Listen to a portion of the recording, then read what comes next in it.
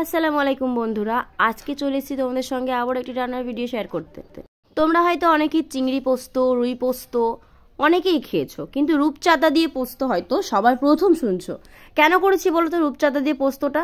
কারণ মাছের বাজারে গিয়ে আজকে সারা বাজার খুঁজেও না পেলাম চিংড়ি মাছ আর না পেলাম রুই মাছ।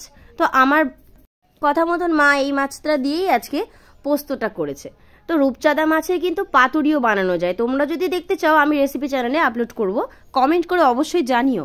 প্রথমেই দেখছো বড় বড় করে মাছের পিসগুলোর মধ্যে সুন্দর করে ধুয়ে একটু লবণ ও লেবু মাখিয়ে রেখেছিলাম। এরপরে মাছগুলো আরও একবার ধুয়ে নিয়ে লবণ ও হলুদ মাখিয়ে ছ্যাঁকা তেলে ভেজে তুলে নিলাম। তারপরে গরম তেলের মধ্যে চলে গেল আদা ও রসুন বাটা, ভালো করে কষিয়ে নিয়ে এর মধ্যে দিয়ে দিচ্ছি বাটা মশলা। শিলে বাটা মশলা তো এমনিতেই খাই, তোমরা সবাই দেখেছো। আমার চ্যানেলে কিন্তু সব রান্নাই শিলে বাটা মশলা দিয়েই হয়।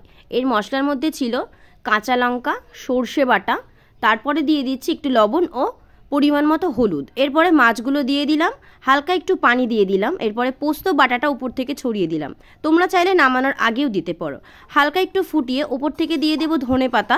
ধনে পাতাটা দিলে ফ্লেভারটা খুবই সুন্দর আসে। ভিডিওটা কেমন লাগলো কমেন্ট করে অবশ্যই জানিও। আর কার কার এইভাবে মাছ খেতে ভালো লাগে সেটাও বলো।